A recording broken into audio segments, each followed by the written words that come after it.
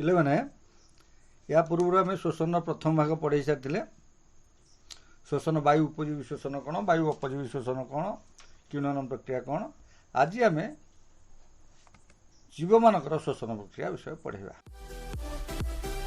You are watching this video in AKM classes. Don't forget to like, share, comment and subscribe. आम आगु जानी सारी शोषण कौन शोषण एक प्रक्रिया किभଳି होता है ये प्रक्रिया कौन कौन हुए ताको आउ थे प्रथम कहीदे। शोषण एक जैव रासायनिक प्रक्रिया जहाद्वारा कि जीव ग्रहण करुवा खाद्य पदार्थ गुड़िक जो गुड़िक जटिल आकार ग्रहण करता है सेगुड़िक जारण होता है अम्लजान जो एवं सरलीकृत खाद्य पदार्थ परिणत हुए एवं किसी शक्ति उत्पन्न हुए एवं ये जो शक्ति उत्पन्न हुए ये शक्ति आम शरीर विभिन्न प्रक्रिया गुड़ी चालू रखि था। जीवन प्रक्रियार यही शोषण चली बेले आम अम्लजान ग्रहण करि अंगारकाम्ल छाड़ी था।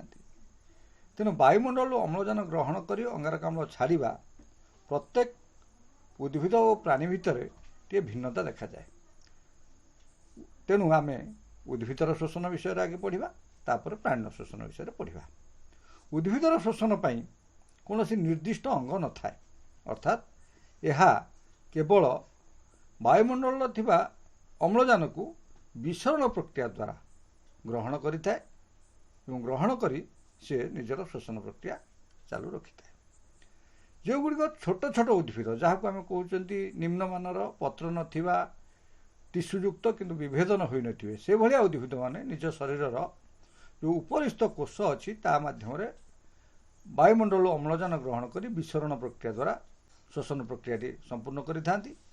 किंतु उच्चतर सबुज उद्भिद माने पत्रर स्टोमाटा बा स्टोम द्वारा परिवेश अम्लजान संग्रह करथांती एवं ये स्टोम माध्यम अम्लजान और अंगारकाम्ल गैस विनिमय होता है। स्टोम साहाय्य निज कोष मध्य को गैस और जलीय बाष्प पत्र द्वारा यह नहीं था। स्टोम को आम पत्र द्वार बोली कहूँ।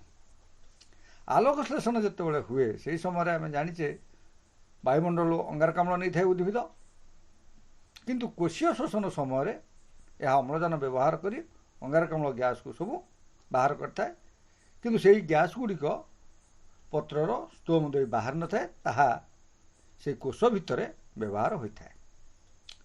किंतु जो अम्लजान सी संगृहित करें ताकू विसरण प्रक्रिया द्वारा गोटे कोष आउ गोटे कोष को जाई प्रत्येक उद्भिदर समस्त अंगरे थिबा कोष निकट में यह मिली था बा उपलब्ध होता है। यह कह जाए उद्भिदर शोषण। एवं तुम देख गोटे चित्र मुझे देखी उद्भिदर पत्रर केमिति थिबा स्टोम खोला अच्छी जो स्टोम खोला है से अंगारकाम्ल गैस पशुची उद्भिदर ये जो स्टोम खोलिबा आउ बंद हवा यह आलोक आउ तापमात्रा द्वारा प्रभावित होता है। दिन समय आ राति समय किभली भाव आमर रेस्पिरेसन होची दिन समय आलोक श्लेषण हुए से पत्र मध्य को अंगारकाम्ल गैस प्रवेश करता है किंतु अम्लजान गैस बाहरी थाए। राति समय जो कोशीय शोषण हुए से कौन होता है ना अंगारकाम्ल गैस वायुमंडल को बाहर थाए एवं अम्लजान प्रवेश करें। ये है उद्भिदर शोषण विषय। तापर आम प्राणी मानकर शोषण विषय पढ़ा। साधारणतः प्राणी माने शोषण विभिन्न प्रक्रिया करते विभिन्न प्रकार प्राणी आम जानी केतक जलचर प्राणी अच्छा केतक एककोशी प्राणी बहुकोशी प्राणी तेणु विभिन्न प्रकार प्राणी थिबारु आम प्राणी जगत में से शोषण प्रक्रिया अलग अलग होता है। जो मैंने जलचर प्राणी से कौन करती ना जल द्रवीभूत थिबा अम्लजान को विसरण प्रक्रिया द्वारा ग्रहण करथांती गोटे कोष आउ गोटे कोष को सीधा सड़क जाए से कौन निर्दिष्ट अंग ना। उदाहरण स्वरूप छिद्राल हाइड्रा ये सब गोटे गोटे ये तुमको केतोड़े प्राणी एवं से श्वासक्रिया अंग विषय कहूँ। जिया जोक बेंग एमाने ओदा चर्म द्वारा बेंगर लार्भा जहाँ को आम कहे टाडपोल लार्भा बा शुका अवस्था माछ एमाने गाली साहाय्य कंकड़ा चिंगुड़ी गेंडा शामुका एमाने गाली साहाय्य ଶ୍ୱାସକ୍ରିୟା କରିଥାନ୍ତି କିନ୍ତୁ ମାଛର ଗାଲି ଏବଂ ଏମାନଙ୍କ ଗାଲି ଭିତରେ ଟିକେ ପାର୍ଥକ୍ୟ ରହିଛି। କିନ୍ତୁ ଯେଉଁମାନେ ଉଚ୍ଚତର ଶ୍ରେଣୀର ପ୍ରାଣୀ ପାରା ବତକ ବାଦୁଡ଼ି ମଣିଷ କଇଁଚ କୁମ୍ଭୀର ତିମି ଗାଈ ଗୋରୁ ଛେଳି ମେଣ୍ଢା ଏସବୁ ସେମାନେ ଫୁସ୍ଫୁସ୍ ସାହାଯ୍ୟରେ ଶ୍ୱାସକ୍ରିୟା କରିଥାନ୍ତି। କିନ୍ତୁ କେତେକ ଅଛନ୍ତି ଆର୍ଥପୋଡ଼ା ସନ୍ଧିପଦ ଜାତୀୟ ପ୍ରାଣୀ ଅସରପା ଜନ୍ଦା ପିମ୍ପୁଡ଼ି ଏମିତି ବିଭିନ୍ନ ପୋକ ଜୋକ ଯେଉଁମାନେ ସବୁ ସେମାନଙ୍କର ଗୋଟେ ସ୍ପିରାକିଲ୍ ଇଂଲିଶରେ କୁହାଯାଏ, ଓଡ଼ିଆରେ କୁହାଯାଏ ଶ୍ୱାସରନ୍ଧ୍ର, ସେମାନେ ତା ସାହାଯ୍ୟରେ ଶ୍ୱାସକ୍ରିୟା କରିଥାନ୍ତି। କିନ୍ତୁ ବେଙ୍ଗ ଗୋଟିଏ ପ୍ରାଣୀ ଯିଏକି ନିଜର ଶ୍ୱାସକ୍ରିୟାଟି 3 ପ୍ରକାରର ପ୍ରାୟ ଆମେ ଦେଖୁ। ଯେତେବେଳେ ସେ ଶୀତ ସୁପ୍ତି ଯାହାକୁ ଆମେ ହାଇବରନେସନ୍ ବା ଶୀତ ପ୍ରସୁପ୍ତି କହୁଛେ ସେତେବେଳେ ସେ ଚର୍ମ ସାହାଯ୍ୟରେ କରେ। ଯେତେବେଳେ ପ୍ରାପ୍ତବୟସ୍କ ଥାଏ ସେତେବେଳେ ସେ ନିଜର ଫୁସ୍ଫୁସ୍ ସାହାଯ୍ୟରେ କରେ। ଯେତେବେଳେ ସେ ବେଙ୍ଗପଣା ଯେଉଁଟାକି ଆମେ କହୁଛେ ଲାର୍ଭାଲ୍ ଷ୍ଟେଜ୍ରେ ସେତେବେଳେ ସେ ଗାଲି ସାହାଯ୍ୟରେ କରେ। ଏଇଠି ମୁଁ 2ଟା କଥା କହିଛି, ଗୋଟେ ଶ୍ଵସନ କହିଲି ଆଉ ଗୋଟେ ଶ୍ୱାସକ୍ରିୟା କହିଲି। କିନ୍ତୁ ମନେ ରଖିବାକୁ ହେବ ଏ 2ଟାଙ୍କ ପ୍ରକ୍ରିୟା ଏକା ନୁହେଁ। ଶ୍ଵସନ ପ୍ରକ୍ରିୟା ଆଉ ଶ୍ୱାସକ୍ରିୟା ଭିତରେ କେତୋଟି ପ୍ରଭେଦ ଅଛି। ଶ୍ଵସନ ପ୍ରକ୍ରିୟାଟି ଏକ ଜୈବ ରାସାୟନିକ ପ୍ରକ୍ରିୟା ଯାହାକୁ ଆମେ ବାରମ୍ବାର ମଧ୍ୟ କହିଲିଣି। ଜଟିଳ ଖାଦ୍ୟ ପଦାର୍ଥକୁ ଅମ୍ଳଜାନ ଦ୍ୱାରା ଜାରିତ କରି ଶରୀରକୃତ କରିବେ ଏବଂ ଶକ୍ତି ନିର୍ଗତ କରିବ। କିନ୍ତୁ ଶ୍ୱାସକ୍ରିୟାରେ ଇନହେଲ୍ ଆଉ ଏକ୍ସହେଲ୍, ତାମାନେ ପ୍ରଶ୍ୱାସ ବାୟୁ ନେବ ଯେଉଁଥିରେ ଅମ୍ଳଜାନ ଗ୍ରହଣ କରିବ ଆଉ ନିଶ୍ୱାସ ବାୟୁ ଯେଉଁଠାରେ ଅଙ୍ଗାରକାମ୍ଳ ଛାଡ଼ିବ, ଏଇଟାକୁ ଶ୍ୱାସକ୍ରିୟା କୁହାଯାଏ। ଶ୍ଵସନ ପ୍ରକ୍ରିୟାଟି ଜୀବକୋଷ ଏବଂ ମାଇଟୋକଣ୍ଡ୍ରିଆରେ ହେଉଥିଲା ବେଳେ ଶ୍ୱାସକ୍ରିୟାଟି ନାସାପଥରୁ ବା ବାହାର ନାସାପଥରୁ ଆରମ୍ଭ ହୋଇ ଆମର ଫୁସ୍ଫୁସ୍ ପର୍ଯ୍ୟନ୍ତ ଯାଇଥାଏ। ଶ୍ଵସନ ପ୍ରକ୍ରିୟା ଏକ ଜୈବ ରାସାୟନିକ ପ୍ରକ୍ରିୟା, ଶ୍ୱାସକ୍ରିୟା ଏକ ଭୌତିକ ପ୍ରକ୍ରିୟା। ଶ୍ଵସନ ପ୍ରକ୍ରିୟାରେ ଶକ୍ତିଟି ଏଟିପି ଆକାରରେ ନିର୍ଗତ ହୋଇଥାଏ କିନ୍ତୁ ଶ୍ୱାସକ୍ରିୟାରେ କୌଣସି ଶକ୍ତି ନିର୍ଗତ ହୁଏ ନାହିଁ। ଏବଂ ଶ୍ଵସନ ପ୍ରକ୍ରିୟାରେ ବିଭିନ୍ନ ଏନ୍ଜାଇମ୍ ସବୁ କାର୍ଯ୍ୟ କରିଥାନ୍ତି କିନ୍ତୁ ଶ୍ୱାସକ୍ରିୟାରେ କୌଣସି ଏନ୍ଜାଇମ୍ ବା ଜୈବ ତ୍ୱରକ କାର୍ଯ୍ୟ କରିନଥାନ୍ତି। ଏଇଠି ଆଉ ଗୋଟେ ବିଷୟ ଆମେ ଜାଣିବା, ଯାହା ନାଁ ହେଉଛି ଜୈବିକ ଜାରଣ। ପ୍ରତ୍ୟେକ ଜୀବ ଯେତେବେଳେ ତାର ଶରୀରରେ ଅମ୍ଳଜାନଟି ଜାରିତ ହୁଏ ବା ଦହନ ପ୍ରକ୍ରିୟାଟି ହୁଏ ସେତେବେଳେ ତାପଶକ୍ତି ନିର୍ଗତ ହୋଇଥାଏ, ତାହାକୁ ଆମେ ଜୈବିକ ଜାରଣ ବୋଲି କହୁ। ଏଥିପାଇଁ ମଧ୍ୟ ବିଭିନ୍ନ ପ୍ରକାର ଏନ୍ଜାଇମ୍ ସବୁ ରହିଥାନ୍ତି, ସେଗୁଡ଼ିକ ଆବଶ୍ୟକ ହୋଇଥାଏ। ଆମେ ଜାଣିଛନ୍ତି ପ୍ରାଣୀମାନଙ୍କର ଜୀବକୋଷରେ ଥିବା କୋଷ ଜୀବକ ବା ମାଇଟୋକଣ୍ଡ୍ରିଆରେ ଅନେକ ଏନ୍ଜାଇମ୍ ଥାନ୍ତି। ସେମାନେ ସବୁ ଜୈବ ରାସାୟନିକ ପ୍ରକ୍ରିୟାରେ ଖାଦ୍ୟରୁ ଶକ୍ତି ଉତ୍ପନ୍ନ କରିଥାନ୍ତି ଏବଂ ପରବର୍ତ୍ତୀ ସମୟରେ ଏଟିପି ଆକାରରେ ସଞ୍ଚିତ କରି ରଖିଥାନ୍ତି।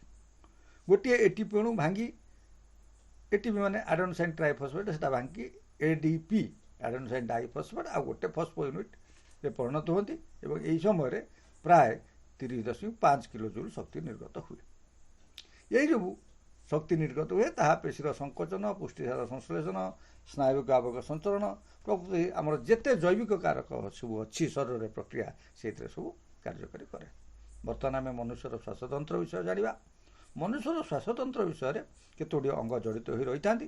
ସେଗୁଡ଼ିକ ହେଲେ, ପ୍ରଥମ ହେଲା ଆମର ନାସାରନ୍ଧ୍ର ଯେଉଁଟା ନାକ ପୁଡ଼ା ବୋଲି କହୁଛେ, ତାପରେ ଆସିବ ଆମର ନାସାପଥ, ତାପରେ ଆମେ ମନୁଷ୍ୟର ଯେଉଁ ଗ୍ରସନୀ ଯେଉଁ ଆମେ ଗିଳୁଛେ ଯେଉଁ ପାଖରେ ସେଇଠି ଫ୍ୟାରିଙ୍ଗସ୍, ତାପରେ ଶ୍ୱାସନଳୀ ଯେଉଁଟା ଆମେ କହୁଛେ ଏବଂ ଶ୍ୱାସନଳିକା ଏବଂ ପରିଶେଷରେ ଫୁସ୍ଫୁସ୍ ଏବଂ ତା ଭିତରେ ଥିବା କୋଟରିକା ବା ଆଲଭୋଲି। ଏ ଭିତରୁ ଆମେ ଗୋଟିଏ ଗୋଟିଏ ପଢ଼ିବା। ନାସାରନ୍ଧ୍ର ବୋଲି ଯେଉଁଟାକୁ ଆମେ କହୁଛେ ତାହା ସାଧାରଣତଃ ଆମର ମନୁଷ୍ୟର ପାଟି ଉପରକୁ 2ଟା ଛୋଟ ଛୋଟ କଣା ଅଛି ଯାହାକୁ ନାକ ପୁଡ଼ା ବୋଲି କହୁଛେ, ସେଇଠୁ ଆରମ୍ଭ ହୋଇଥାଏ ଏବଂ ତାରି ଭିତରେ ଦେଇ ଅମ୍ଳଜାନ ଗ୍ରହଣ କରିଥାନ୍ତି ଏବଂ ଅଙ୍ଗାରକାମ୍ଳ ଛାଡ଼ିଥାନ୍ତି ବାୟୁମଣ୍ଡଳକୁ। ସେଇଟା ଆମର ଉପାସ୍ଥି, ଜାଣିପାରୁଥିବ ଏଇଟା ଅସ୍ଥି ନୁହେଁ, ଗୋଟେ ଉପାସ୍ଥି ଦ୍ୱାରା ଗଠିତ। ତାପରେ ଆମର ନାସାପଥ, ସେ ପ୍ରଥମ ଭାଗ ଅଟେ। ସେଇ ପ୍ରଶ୍ୱାସ ବାୟୁ ସେଇ ନାସାରନ୍ଧ୍ର ଭିତରକୁ ଯାଇଥାଏ ଏବଂ ସେଥିରେ ଥିବା ସ୍ନୈଷିକ ଝିଲ୍ଲି ସବୁ ଯେଉଁ ଅଛନ୍ତି ମ୍ୟୁକସ୍ ମେମ୍ବ୍ରେନ୍, ସେଇଥିରେ ଧୂଳିକଣା ଏବଂ ଜୀବାଣୁ ଲାଗି ରହିଥାନ୍ତି। ଶୁଦ୍ଧ ବାୟୁ ଗ୍ରସନୀବର୍ତ୍ତିକୁ ଯାଇଥାଏ। ନାସାପଥର ପରବର୍ତ୍ତୀ ଅଂଶ ହେଲା ଗ୍ରସନୀ। ଠିକ୍ ଆମର ମୁଖ ଗହ୍ୱର ଯେଉଁଠି ସରିଛି ତା ପଛକୁ ଗୋଟେ ପେଶୀବହୁଳ ନଳୀ ଅଛି, ସେଇଠୁ ଖାଦ୍ୟନଳୀ ଏବଂ ଶ୍ୱାସନଳୀ ଆରମ୍ଭ ହୋଇଥାଏ। ଆମେ ଜାଣିଛନ୍ତି ଖାଦ୍ୟନଳୀର ଗୋଟେ ଗ୍ଲଟିସ୍ ଆଉ ଗୋଟେ ଗଲେଟ୍ କୁହନ୍ତି। ଗୋଟେ ଖାଦ୍ୟନଳୀ ତାକୁ ଗଲେଟ୍ କୁହାଯାଏ ଆଉ ଗୋଟେ ଗ୍ଲଟିସ୍। ଯେଉଁ ଶେଷ ଭାଗ ଅଛି ପେଶୀବହୁଳ ନଳୀଟା, ସେଇଠୁ ଗୋଟାକରେ ଖାଦ୍ୟ ପଳୁଏ ଆଉ ଗୋଟାକରେ ଆମର ଯେଉଁ ବାୟୁ ଯାଏ। ଖାଦ୍ୟ ଏବଂ ପବନର ସଠିକ୍ ପରିଚାଳନା ହେବା ପାଇଁ ଯେତେବେଳେ ଖାଦ୍ୟ ଯାଉଥିବ ସେତେବେଳେ ପବନ ଯିବନି, ସେଇଥିପାଇଁ ଅଧିଜୁଆ ଛୋଟ ଜୀବଟେ ଅଛି ଯାହାକୁ ଆମେ ଏପିଗ୍ଲଟିସ୍ ବୋଲି କହୁଛେ। ଯେତେବେଳେ ଖାଦ୍ୟନଳୀରେ ଖାଦ୍ୟ ଯାଉଥାଏ ସେତେବେଳେ କ'ଣ ହୁଏ ନା ସେଇ ଏପିଗ୍ଲଟିସ୍ଟା ଉପରକୁ ଟିକେ ଚାଲିଯାଏ, ଯାହାଫଳରେ କ'ଣ ହୁଏ ପବନଟା ଆସିବା ବନ୍ଦ ହୋଇଯାଏ। ଯଦି ସେଇ ସମୟରେ ଆମେ କଥାବାର୍ତ୍ତା କରନ୍ତି ପାଟି ଭିତରୁ ନାକ ଭିତରକୁ ଆମର ସବୁ ପାଣି ପିଇଲା ବେଳେ ପାଣି ବାହାରି ପଡ଼ିବ କିମ୍ବା ଭାତ ପଶିଯାଏ, ସେ କଥା ତୁମେ ଅଙ୍ଗେ ଲିଭେଇଛ, ତେଣୁ କିନ୍ତୁ ଖାଦ୍ୟ ନଳୀ ଦ୍ୱାରରେ କୌଣସି ସେମିତି କପାଟିକା ନଥାଏ। ଶ୍ୱାସନଳୀରେ ଗୋଟେ କପାଟିକା ବା ଭାଲ୍ଭ ଥାଏ। ଏଇଠି ଆଉ ଗୋଟେ କଥା ମୁଁ କହୁଛି ପିଲାମାନେ, ତା ପରବର୍ତ୍ତୀ ଅଂଶଟା ଯେଉଁଟା ଆମେ ଗ୍ରସନୀ କହୁଛେ, ଯେ ସେଇଠି ଯେଉଁଟା ନାସା ପଥକୁ ଯାଇଛି ସେଇଟା ନାସା ଗ୍ରସନୀ କୁହାଯାଏ। ଆଉ ମୁଖ ଗହ୍ୱର ଭିତରକୁ ଯାଉଛି ଯେଉଁଟା ସେଇଟା ମୁଖ ଗ୍ରସନୀ କୁହାଯାଏ। ଯେଉଁ କଥାଟି ମୁଁ କହିବାକୁ ଯାଉଥିଲି ସେଇଟା ହେଲା କ'ଣ ନା, ଏ ଯେଉଁ ନାସା ଗ୍ରସନୀ ବୋଲି ଯେଉଁଟା କହୁଛେ, ଯେଉଁଠିକି ଶ୍ୱାସ ପ୍ରକ୍ରିୟାରେ ଯେଉଁ ଇନହେଲ୍ ବା ଏକ୍ସହେଲ୍ ଯାହାକୁ ଆମେ କହୁଛେ ପ୍ରଶ୍ୱାସ ଏବଂ ନିଶ୍ୱାସ, ଅମ୍ଳଜାନ ଯାଉଛି ଆଉ ଅଙ୍ଗାରକାମ୍ଳ ବାହାରୁଛି। ଆମେ ଯେଉଁ ବିଷୟଟା ଆଜି ପଢ଼ଉଛନ୍ତି ବର୍ତ୍ତମାନ ପାଣ୍ଡେମିକ୍ କଣ୍ଡିସନ୍ ଯେଉଁଟା ଆମେ କହୁଛେ କୋଭିଡ୍-19, ସେ କୋଭିଡ୍-19ର ପ୍ରାଦୁର୍ଭାବ ଯେଉଁ ଦେଖାହେଉଛି ସେ ଠିକ୍ ଏଇ ଗ୍ରସନୀ ଯେଉଁ ନାସା ଗ୍ରସନୀ କହୁଛେ ସେଇ ବାଟା ଆମ ଫୁସ୍ଫୁସ୍କୁ ଯାଉଛି ବୋଲି ସବୁ ଏକ୍ସପର୍ଟମାନେ ବିଶେଷଜ୍ଞମାନେ ମତ ଦେଉଛନ୍ତି। କାରଣ ସେ ପେଟ ଭିତରକୁ ଗଲେ ସେମିତି କିଛି ତା'ର ଏପର୍ଯ୍ୟନ୍ତ ପ୍ରମାଣ ମିଳିନି ଯେ ପେଟ ଭିତରେ ରହି କିଛି କାମ କରୁଛି ବୋଲି। କିନ୍ତୁ ନାସା ଗ୍ରସନୀ ବାଟେ ଯେତେବେଳେ ସେ ଫୁସ୍ଫୁସ୍କୁ ଯାଉଛି ଫୁସ୍ଫୁସ୍କୁ ଅକାମୀ କରିଦେଉଛି। ଗ୍ରସନର ପଛ ଭାଗରେ ସବୁ ଟନସିଲ୍ ଗ୍ଲାଣ୍ଡ ସବୁ ଅଛି, ଯାହାକୁ ଆମେ କହୁଛେ ଲସିକା ହେବ। ତାପରେ ଆରମ୍ଭ ହୋଇଯାଇଛି ଆମର ଶ୍ୱାସ ନଳିକା ଏବଂ ତାର ପ୍ରଥମ ଭାଗକୁ ଆମେ ସ୍ୱର ପେଟିକା କହୁ ଏବଂ ସେଇଠି ସରୁ ସରୁ ସୂତା ଅଛି ଯାହାକୁ ଆମେ ସ୍ୱରତନ୍ତ୍ରୀ ବୋଲି କହୁ। ସେଥିରେ କମ୍ପନ ହେଲେ ଧ୍ୱନି ସୃଷ୍ଟି ହୁଏ। ତୁମେ ହାତ ମାରିକି ଦେଖିପାରିବ, ତୁମେ କଥା କହିଲା ବେଳେ ଏଇଟା ଗୋଟେ କମ୍ପନ ହେଉଛି। ତାପରେ ଶ୍ୱାସନଳୀ, ସେଇଠୁ ଯେଉଁ ଶ୍ୱାସନଳିକାଟି ଯାଇଛି କିଛି ସମୟ କିଛି ବାଟ ଗଲା ପରେ ତାହା କ'ଣ ହେଇଛି ନା ଦୁଇ ଭାଗ ହେଇଯାଇଛି, ଯାହାକୁ ଆମେ ଶ୍ୱାସନଳିକା ବୋଲି କହୁଛେ। ଆମର ଫୁସ୍ଫୁସ୍ ମଧ୍ୟ ଗୋଟେ ଲେଫ୍ଟ ଲୋବ୍ ଆଉ ଗୋଟେ ରାଇଟ୍ ଲୋବ୍, ଅର୍ଥାତ୍ ବାମ ପାଳି ଆଉ ଦକ୍ଷିଣ ପାଳି, ଏମିତି ଦୁଇଟା କହୁଛେ। ସେଇ ତେଣୁ ଦୁଇଟା ଶ୍ୱାସନଳିକା ଫୁସ୍ଫୁସ୍ର ଦୁଇ ଫୁସ୍ଫୁସ୍ ପାଳିକି ଯାଇଛନ୍ତି। ଏବଂ ଶ୍ୱାସନଳିକା ଗୁଡ଼ିକ ଗଲା ପରେ ତାହା ତା ଭିତରକୁ ଯାଇକି ଛୋଟ ଛୋଟ ସୂକ୍ଷ୍ମ ଶ୍ୱାସନଳିକାରେ ତିଆରି ହେଇଛନ୍ତି। ତାର ଚିତ୍ର ତୁମେ ଦେଖିପାରିବ, ଏଇଠି ଆସିଛି। ଏବଂ ତା ଭିତରେ ଛୋଟିଆ ଛୋଟିଆ ସବୁ କଟୋରିକା, ସ୍ୟାକ୍, ସବୁ ଛୋଟ ଛୋଟ ଆଲଭିଓଲି ବୋଲି ଇଂଲିଶରେ ତାକୁ ଲେଖା ହେଇଛି। ଏଇଟାରେ ହିଁ ଯେତେବେଳେ ଅମ୍ଳଜାନ ପହଞ୍ଚିଥାଏ ସେଇଠୁ କିଭଳି ଭାବେ ଶ୍ୱାସକ୍ରିୟାର ଅନ୍ୟ ପର୍ଯ୍ୟାୟ ହେଉଛି ମୁଁ ତାକୁ କହୁଛି। ତେଣୁ ଫୁସ୍ଫୁସ୍ଟା ଦେଖିଲ ମଣିଷର ଛାତି ବା ବକ୍ଷଗହ୍ୱର ଯେଉଁଟା ଅଛି ଚିତ୍ରରେ ଦେଖ, ବାମ ପାଳି ଦକ୍ଷିଣ ପାଳି, ଏବଂ ଏହା ରକ୍ତ ସଞ୍ଚାଳନ ପ୍ରକ୍ରିୟାରେ ମଧ୍ୟ ଗୁରୁତ୍ୱପୂର୍ଣ୍ଣ ଭୂମିକା ନେଇଛି। ସେଠି କେମିତି ଫୁସ୍ଫୁସ୍ରେ ଯାଇକି ରକ୍ତ ତାର ଅମ୍ଳଜାନକୃତ ହେଉଛି ସେ ବିଷୟ ଜାଣିଛ। ତେଣୁ ଫୁସ୍ଫୁସ୍ ଧମନୀ ଯେଉଁଟା ଆମେ କହିଛେ ସେଥିରୁ ସିଏ କ'ଣ କରୁଛି ନା ହୃତ୍ପିଣ୍ଡରୁ ଅଙ୍ଗାରକାମ୍ଳ ଯୁକ୍ତ ରକ୍ତ ଫୁସ୍ଫୁସ୍କୁ ନେଇଥାଏ ଏବଂ ଫୁସ୍ଫୁସ୍ରୁ ଅମ୍ଳଜାନ ରକ୍ତ ଫୁସ୍ଫୁସୀୟ ଶିରା ଦେଇ ପୁଣି ହୃତ୍ପିଣ୍ଡକୁ ଫେରିଥାଏ। ତେଣୁ ଫୁସ୍ଫୁସ୍ର କାମ ହେଲା ରକ୍ତକୁ ସେ ଅମ୍ଳଜାନ କେମିତି ପଠେଇବ। ତେଣୁ ଶ୍ୱାସକ୍ରିୟା ଯେଉଁ ଆମେ କହୁଛେ ଏହା ତିନି ପର୍ଯ୍ୟାୟ ବିଶିଷ୍ଟ। ଏଇଟା ପ୍ରଥମଟିକୁ ଆମେ ସମ୍ବାଦନ କହୁ, ଦ୍ୱିତୀୟଟିକୁ ଗ୍ୟାସ୍ ବିନିମୟ ଏବଂ ତୃତୀୟଟିକୁ ଗ୍ୟାସ୍ ପରିବହନ କହୁ। ସମ୍ବାଦନ କହିଲେ କ'ଣ ବୁଝିବା? ସମ୍ବାଦନଟାକୁ ପୁଣି ଆମେ ଦୁଇ ଭାଗ କରିଦେଇଛନ୍ତି। ଗୋଟେ କ'ଣ ପ୍ରଶ୍ୱାସ, ଯାହାକୁ ଆମେ ନେଉଛନ୍ତି, ଆଉ ଗୋଟେ ଛାଡ଼ୁଛନ୍ତି, ଯାହାକୁ ଆମେ ନିଶ୍ୱାସ ବୋଲି କହୁଛେ। ଗୋଟେ ସୁସ୍ଥ ବ୍ୟକ୍ତି ପ୍ରତି ମିନିଟ୍ରେ ପ୍ରାୟ 15ରୁ 20 ଥର ଶ୍ୱାସକ୍ରିୟା କରିଥାଏ।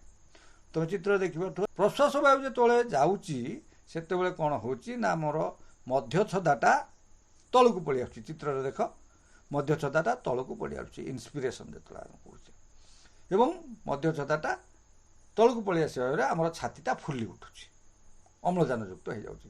ଯେତେବେଳେ ଆମେ ଅଙ୍ଗାରକାମ୍ଳ ଛାଡ଼ୁଛନ୍ତି, ଯାହାକୁ ଆମେ ଏକ୍ସପିରେସନ୍ ବୋଲି ଲେଖା ହେଇଛି ଚିତ୍ରରେ ଦେଖ, ଏବଂ ଏପଟରେ ଲେଖା ହେଇଛି ନିଶ୍ୱାସ, ସେତେବେଳେ ମଧ୍ୟଚ୍ଛଦାଟା ଉପରକୁ ପଳାଉଛି। ହଳଦିଆ ଚିତ୍ର ଯେଉଁ କରାହେଇଛି, ହଳଦିଆ ଅଂଶଟା ସେଟା ମଧ୍ୟଚ୍ଛଦାଟା ସେ ଉପରକୁ ପଳାଉଛି। ଏ ଚିତ୍ରରେ ସେମିତି ଗ୍ରେ କଲର୍ ବାଦାମୀ ରଙ୍ଗ କରାହେଇଛି। ଯେତେବେଳେ ଏକ୍ସପିରେସନ୍ ଦେଖ ପିଲେ ହେଉଛି ସେତେବେଳେ କ'ଣ ହେଉଛି ନା ମଧ୍ୟଚ୍ଛଦାଟା ଉପରକୁ ଉଠି ଯାଉଛି। ଯେତେବେଳେ ଇନ୍ସପିରେସନ୍ ହେଉଛି ବା ପ୍ରଶ୍ୱାସ ହେଉଛି ସେତେବେଳେ ମଧ୍ୟଚ୍ଛଦାଟା ତଳକୁ ପଳେଇ ଆସୁଛି। ଏ ହେଲା ସମ୍ବାଦନ। ତାପରେ ଏଇଠି ମଧ୍ୟ ମନୁଷ୍ୟ ଶରୀର ଫୁସ୍ଫୁସ୍ର ଅବସ୍ଥିତିଟା ମୁଁ ଆଉ ଟିକେ ଦେଖେଇ ଦେଇଛି। ତାପରେ ଆମେ କହିବା କ'ଣ ନା ଏ ଯେଉଁ ପ୍ରଶ୍ୱାସ ଆଉ ନିଶ୍ୱାସ, ଏ ଯେଉଁ ଦୁଇଟା ପ୍ରକ୍ରିୟା ହେଉଛି, ଏ କି ପ୍ରକାର ପ୍ରକ୍ରିୟା? ସାଧାରଣତଃ ପ୍ରଶ୍ୱାସଟି ଗୋଟେ ସକ୍ରିୟ ପ୍ରକ୍ରିୟା, ଯେଉଁଥିରେ କି ଅମ୍ଳଜାନଟା ଆମ ବାୟୁମଣ୍ଡଳରୁ ଯାଇଥାଏ ଆମ ଫୁସ୍ଫୁସ୍କୁ, କିନ୍ତୁ ନିଶ୍ୱାସଟି ଏକ ଶୀତଳନ ପ୍ରକ୍ରିୟା। ପ୍ରଶ୍ୱାସ ବେଳେ ଅନ୍ତଃପଞ୍ଜରା ମାଂସପେଶୀର ସଙ୍କୋଚନ ହେଇଥିଲା ବେଳେ ଉଦରୀୟ ମାଂସପେଶୀ ଶିଥିଳନ ହୁଏ, କିନ୍ତୁ ନିଶ୍ୱାସ ବେଳେ ଠିକ୍ ତାର ଓଲଟା ହୁଏ। ମଧ୍ୟଚ୍ଛଦା ଓ ଅନ୍ତଃପଞ୍ଜରା ମାଂସପେଶୀର ଶିଥିଳନ ହୁଏ, କିନ୍ତୁ ଉଦରୀୟ ମାଂସପେଶୀର ସଙ୍କୋଚନ ହୁଏ। ପ୍ରଶ୍ୱାସ ବେଳେ ମଧ୍ୟଚ୍ଛଦା ସଳଖ ଓ ସମତଳ ହୁଏ, କିନ୍ତୁ ନିଶ୍ୱାସ ବେଳେ ମଧ୍ୟଚ୍ଛଦାଟା ଗମ୍ବୁଜ ଆକାର ହୋଇଯାଇଥାଏ। ବକ୍ଷଗହ୍ୱର ଆକାର ବା ଆୟତନ ପ୍ରାୟ 20 ଭାଗ ବଢ଼ିଯାଇଥାଏ, କିନ୍ତୁ ନିଶ୍ୱାସ ବେଳେ ବକ୍ଷଗହ୍ୱର ଆକାରଟା ହ୍ରାସ ପାଇଥାଏ। ପ୍ରଶ୍ୱାସ ବେଳେ ଫୁସ୍ଫୁସ୍ ମଧ୍ୟସ୍ଥ ବାୟୁର ଚାପ ବାୟୁମଣ୍ଡଳ ଚାପଠାରୁ କମ୍ ଥାଏ, କିନ୍ତୁ ନିଶ୍ୱାସ ବେଳେ ବାୟୁର ଚାପଟା ବାୟୁମଣ୍ଡଳ ବାୟୁ ଚାପଠାରୁ ଅଧିକ ଥାଏ। ପ୍ରଶ୍ୱାସ ବେଳେ ବାୟୁ ଫୁସ୍ଫୁସ୍ ମଧ୍ୟକୁ ପ୍ରବେଶ କରେ, କିନ୍ତୁ ନିଶ୍ୱାସ ବେଳେ ବାୟୁ ଫୁସ୍ଫୁସ୍ରୁ ବାହାରକୁ ନିର୍ଗତ ହୁଏ। ଏହା ପରବର୍ତ୍ତୀ ଅବସ୍ଥାଟା ମୁଁ କହିଥିଲି ଗ୍ୟାସ୍ ବିନିମୟ। ପ୍ରଶ୍ୱାସ ସମୟରେ କ'ଣ ହେଉଛି ना आम जो फुसफुस मध्य जो अम्लजान नेले तार फुसफुस मध्य आल्भोली बा कोटरिका मध्य को प्रवेश करे এবং कोटरिका जो प्रवेश कर कोटरिका टी फुलज वायु द्वारा पूर्ण हो से कोटरिका को प्रथम चित्र जो मुझे कोटरिका देखी से देखिए जाली गुड़िक सब रक्त कैशिक जालक गुड़िक सब गुड़े तुड़े रही तेणु से कोटरिका मध्य बाह्य वायु अम्लजान सांद्रता अधिक थाए एवं अंगारकाम्ल सांद्रता कम थाए कहीं ना वायुमंडल वायुमंडल अम्लजान टी आसिक कोटरिका भितर प्रवेश करता है किंतु रक्तजालक मध्य ना जेहेतु एगुड़िक हृत्पिंडर आसी थाए अंगारकाम्ल युक्त रक्त तेणु अंगारकाम्ल सांद्रता अधिक थाए अम्लजान सांद्रता कम थाए तेणु कोटरिका मध्यस्थ वायु और रक्तजालक प्रवाहित मध्य जो विषण प्रक्रिया हुए से अम्लजान कम थी रक्तजालक को जाए और अंगारकाम्ल कोटरिका भितर को आसो अर्थात कोटरिकार अम्लजान रक्तजालक भितर को जीव आ रक्तजालक अंगारकाम्ल कोटरिका भितर को आसो तापर कथा है कौन ना गैस एमती विनिमय हो गला विनिमय से परिवहन हम रक्तजालक मध्य प्रवाहित होता रक्त आमर जो लोहित रक्त कणिका अच्छे जहाँ आम रेड ब्लड कर्पस्कुल कहूचे ब्लड रे तुम पढ़ी गोटे कंपोनेंट तार अम्लजान प्रति गोटे आसक्ति थाए तेणु से हिमोग्लोबिन बा जो रक्त कणिका आम कहूचे लोहित रक्त कणिका से जो हिमोग्लोबिन तार अम्लजान प्रति आसक्ति थी से अम्लजान टी ग्रहण करने जाए एवं ग्रहण करने ऑक्सी हिमोग्लोबिन में परिणत हुए और ये ऑक्सी हिमोग्लोबिन कौन हुए ना परवर्ती अवस्था धमनी साहाय्य जा शरीर प्रत्येक कोष निकट में पहुँचे कोष में पहुँचला से पुणी अम्लजान और हिमोग्लोबिन सृष्टि हो जाती अर्थात अम्लजान प्रथम हिमोग्लोबिन सहित मिसी ऑक्सी हिमोग्लोबिन हुए परवर्ती अवस्था कोष निकट में जाकि पुणी हिमोग्लोबिन भांगी अम्लजान बा ऑक्सीजन और हिमोग्लोबिन तैयारी हुए और कोष मध्य को प्रवेश करे और कोषर निर्गत अंगारकाम्ल गैस रक्त माध्यम फुसफुस निकट में पहुँचे और कोटरिका बाट दे पुणी तार जमी विभिन्न पर्याय सब अच्छी कोटरिकार सी जीव श्वासनलिका श्वासनली नासापथ दे पुणी वायुमंडल निर्गत हो जो प्रक्रियाटा है गैसटा गला गैस आसला यहाँ को विनिमय गैसीय विनिमय कहते और ये प्रक्रिया विस्फोरण प्रक्रिया द्वारा हुए तुम देख कि कार्बन डाइऑक्साइड आ ऑक्सीजन केमी पशि जाऊँगी कार्बन डाइऑक्साइड केमी बाहरी विस्फोरण प्रक्रिया द्वारा आज पाठ्यक्रम समस्त अंशग्रहण करते समस्त को धन्यवाद। Thank you for watching the video. Like, share, comment and subscribe the channel.